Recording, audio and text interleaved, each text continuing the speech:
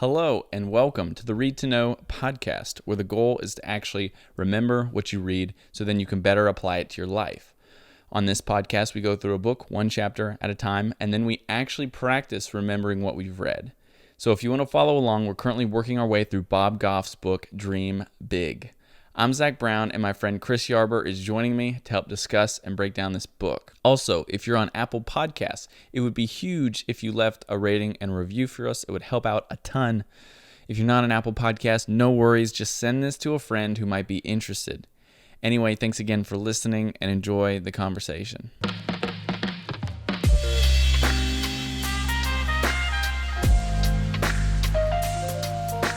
Yesterday, Chris, you gave a story of how you failed recently. Yeah. And I was thinking, since today we're talking about failure again, there's another chapter, I thought I would tell a story of a time where I have failed recently, and I got one. I got one to share. Okay. So I've been playing guitar for a while now. Yeah. Probably I was like 12 or 11 or 12 or something when I first started playing guitar. So I've been playing guitar for a while. I've been playing at church for years, right. Every weekend for years. You're a great guitar player, by the way. Thank you. Yeah. I appreciate it. But with that being said, so there was a song that we were played it a bunch of times before, like easy, no problem. But the person who was singing, it was a little too high for them. So we had to drop the key down a whole step. And so it didn't make it any more difficult. I just had to move my fingers down a couple frets. Not a big deal. But the thing is, every time we went to play it then, my brain was just still locked into the original key. And so I had a hard time of starting in the right. Once I was in the right key, once we started, I was fine. But the guitar part is what starts it off. And so I have to start it in the right key. And every time, even in practice, I was like, I can't remember to move over to the right key because I was still stuck in the original key. Yeah. I was like, all right, I'll remember. I just got to think about it. And of course, then I'm like tuning my guitar right before, okay, and then I start, and it's time to start. Of course, I completely forget again, and I play it in the original key. And so it's just the guitar like do-do-do-do-do, like at the very beginning in the wrong key.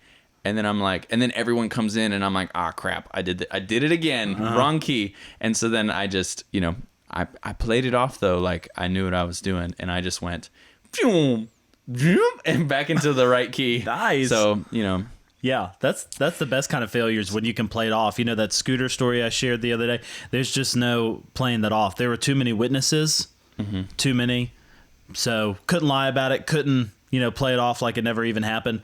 The one on my hand's getting better, but my knee's still pretty scraped up, so anyway, epic failure.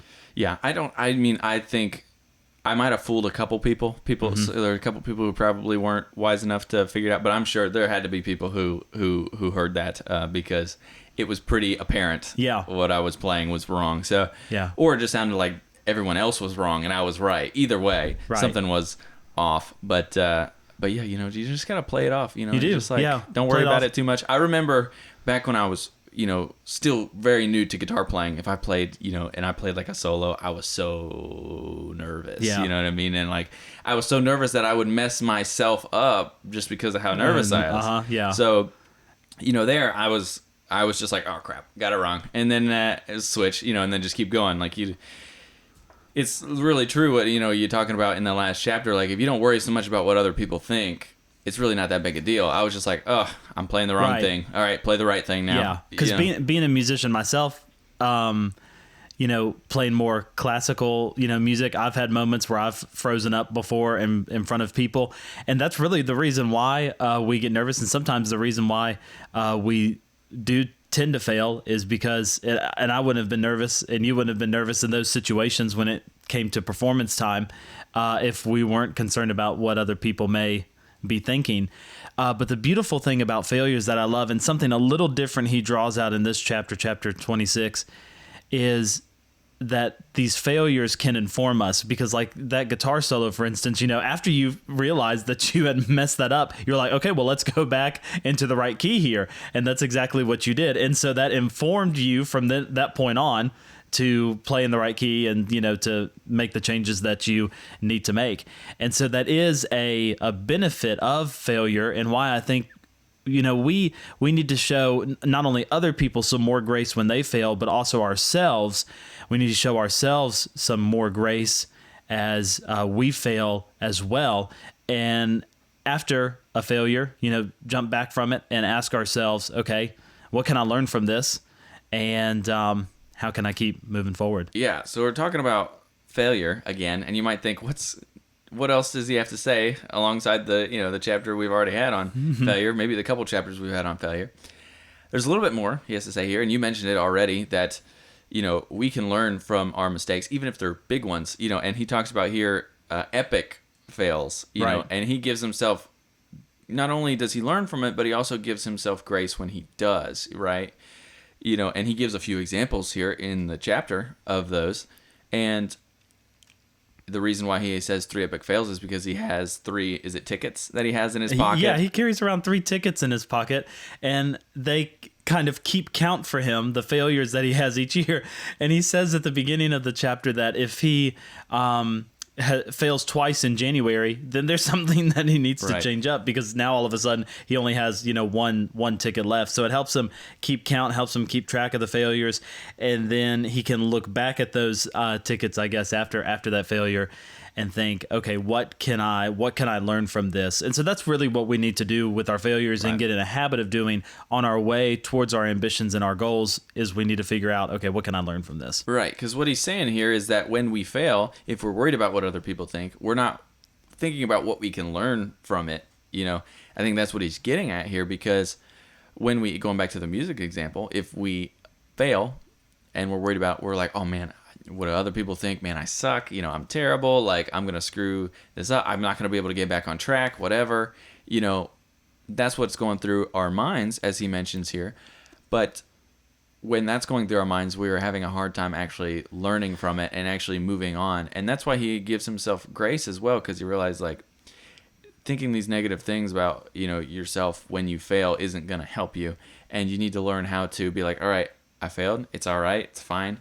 What do I learn from it, though, and how do I keep moving forward? And that's why he has those tickets in his pocket. He's like, all right, I got this one. It's fine. Whatever. Keep going. Yeah. And that's the point he's kind of making in this chapter, is that you got to focus on the right things when you fail, because your brain and your mind can trip you up and tell yourself lies, as he says, if you're not careful. Yeah. I think one of the main encouragement that he wants us to take away from this chapter, at least I did, was I remembered the phrase that failure does not disqualify you. And so we need to remember that, because you're right. Our mind, our body, is going to think, okay, we messed up. Everyone's going to remember this. No one's ever going to forget. We begin to tell ourselves these lies, as you spoke of. But really what we need to begin and tell ourselves is that we're not disqualified just because of our failure.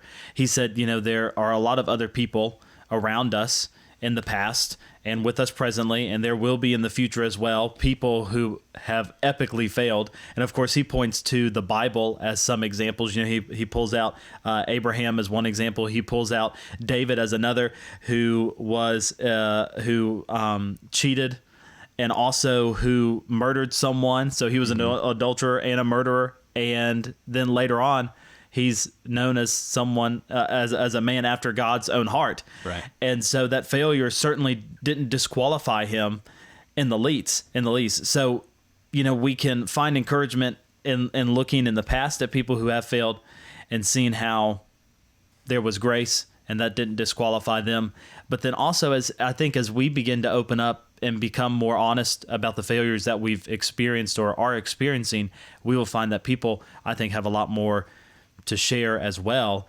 They just may not be courageous enough or brave enough to bring that up. But I think, we have people that we spend every single day with that fail, maybe in just as big of ways. They may look a little different, but just in as big of ways as we do. So there can be some encouragement there. Right, yeah. And he talks about that in this chapter, talking about perspective. Basically, you need to switch your perspective, because he goes a little bit even deeper with that and talks about, people don't nowadays, people don't post their failures. No one's talking about that Yeah, online. right, And he gives the example when someone breaks up, no one posts about it. Yeah. They No take one- away all the pictures. The pictures all come down. You know what I mean? So Right. that no one posts and be like, hey, just broke up. Yeah, no one posts about them and their friends. Hey, me and my friend just got in an argument. Just wanted everyone to know, or a video of you two shouting at one another. Exactly. No one's posting that. Yeah. And with that, realizing that everyone's failing every day, all around us, and then also having these old historic contexts of,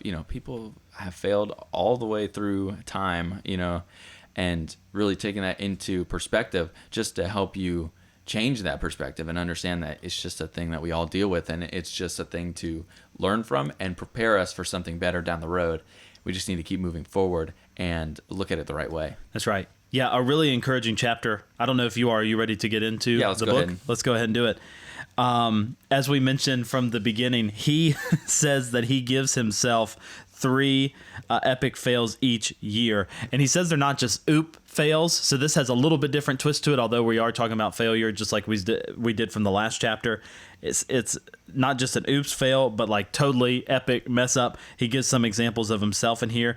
And he says in the second sentence or third sentence, you should give yourself a couple as well. So give yourself a couple failures. Right. And again, just another crazy story is that he was, and hopefully you're reading this along with us, and that you're not getting these stories just from us, but he was stoned and then taken to a hospital in where is this? In Mumbai. Yeah.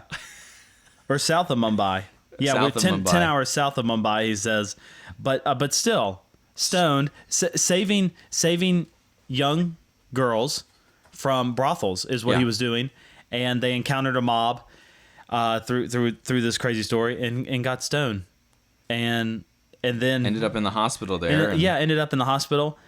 And I'm sure he's sitting there in the hospital when he was able to begin to kind of take a hold of everything, like what just happened. After that moment, I'm sure he was sitting there thinking to himself, okay, how could this have been different? How can this failure inform me moving forward as he continues in this work that he's doing? And it might not have been anything he could have done differently to change that outcome. No. But he says what he's getting at here is that the bigger and more audacious your ambition is, the more epic the failure can be. So it's just kind of a thing to be aware of, that the magnitude of the ambition affects the magnitude of the possible failure, and that shouldn't scare us, but it should just be something to be aware of, to understand, you know what I mean? That, and that sometimes, the more you might have a bigger crowd, than for something small, like forgetting to take out the trash. Right. Yeah. And we shouldn't be afraid of that, especially when we learn and recognize that we're not alone when we do fail. He says here that God shows us over and over again that our failures don't disqualify us; they prepare us. Is actually what they do. So we'll find very similar to. Go ahead. Yeah, because I find that funny right before that too, because he was talking about David again, like you said, and he said, as a culture, we've sent presidents packing and excommunicated pastors for much less than what David did, and I just find that funny that we're not called to condemn and to rip people apart even for when they fail either, but just to extend grace and a helping hand when they need it. Yeah, to remind people that it's not a waste; they're not disqualified. To help kind of pick themselves back up, because sometimes we need that after an epic failures. We need some people around us who are going to help us pick back up. But I love some of the truth drops that he puts in these chapters throughout the book. One of them came from when he wrote that, truthfully, most people are more concerned about others seeing them fail than they are about actually failing. So I love that. Such a truth bomb there, that we're more concerned with others seeing us fail than actually failing. And so for many of us, we may not actually be that afraid of failing. Okay, we think to ourselves, okay, I'm going to move forward in this ambition. I may have some setbacks, some failures along the way. Many of us would probably say, I recognize that. That's okay. But really what we become more ashamed of is the thought of other people seeing us actually right, because fail. most of the time we don't see what others are doing, wrong, what other people are failing at. We usually don't see it, so then we expect that they're not, because you don't think about that. Yes. And you don't put that into perspective. Yes, and one thing that failures can put into perspective is actually new perspectives, if that makes sense, if you can follow me here for a second, because he writes that failures can also lead to new and important discoveries. After he writes that, he tells a really touching story of him and his wife after their lodge that they had that meant so much to them in Canada burned down. And he says towards the end of that story that to know this, that God will burn down whatever it takes to get to the truth of our lives. And so it's actually in the midst of failures and through these new perspectives that we can actually become people that we would have never become if it wasn't for that failure. And we can be better, and we can be better for that. And I think even our road towards our ambitions can be better after that failure than where they would have been if we would have never failed in the first place, if that makes sense. Because he says in here that you're going to face setbacks in this adventure, some of them small, some of them are just going to knock you flat on your back.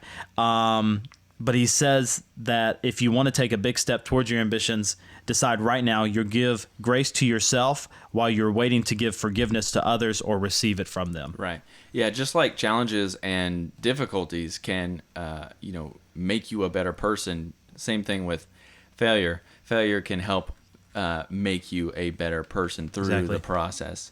And yeah, he ends the chapter with, again, if you mess up, if you make a mistake, if you crash and burn big time, don't shade it, admit it, you messed up. But doing this doesn't mean that you are a mess up.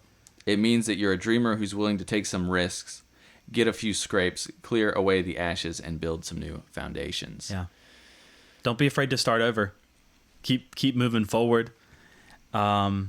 People, I think, are really not going to remember our failures as much as we think they will.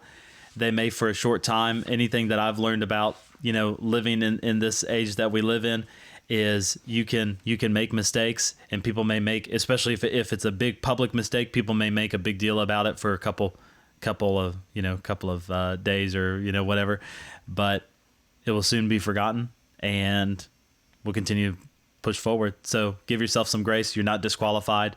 You can do it. Yep, exactly. Yeah, and that concludes part 6, expect setbacks. Yeah. And so now we're in part 7. Last part of the book. Last part. Sustain belief and land the plane. Yeah. So we're getting close to wrapping it up here. Yeah. But yeah, if you guys had any thoughts, those of you listening had any thoughts on this last chapter, 3 epic fails, feel free to reach out to us and join the conversation at Read to Know Pod on all social platforms, as well as readtoknowpod@gmail.com. If you want to email us, you can email us there. And also, we would love it if you would leave us a rating and a review on Apple Podcasts. And what that does is helps elevate the content so that other people can listen and are exposed to this. And we would love it if you would screenshot that or copy and paste it, send it to that Gmail address that you mentioned, and we'd love to read those. We'd be even willing to read them here online. I have seen that we have gotten a couple more ratings since the last time I've checked. No reviews, so we'd love to actually see your thoughts typed out for us. Yeah, and I mentioned this yesterday, but I thought I'd mention it again. If you want to support the show and help us for like production costs of running a website, keeping it up to date, all that stuff, you can help support the show by either picking up merch or joining our Patreon. I'm still working on Patreon tiers, but if you have any ideas, I'm still trying to think of the best ideas to bring to the Patreon table. Mm-hmm. But if you have any ideas, you can also reach out, readtoknowpod@gmail.com, if you have any Patreon ideas for tiers that would work well for this, because I want to do good tiers. I want something that works well and is sustainable, and also is just beneficial for those of you supporting and following along and being a part. I want those to be worthwhile to everyone. Yeah. Not to mention the merch is super cool. Yes. So super cool. So check that out. Yes. That is you can go to readtoknowpod.com, readtoknowpod.com/support. Yeah. So readtoknowpod.com/support, and you can check all that out there. Support us if you are enjoying this podcast and you want to help keep this the quality high, as well as make this podcast as sustainable long-term as possible, because that's what we would love to do. So yeah, feel free to check that out if you are so inclined. We appreciate it. As always, thanks for listening. And we'll see you tomorrow for chapter 27.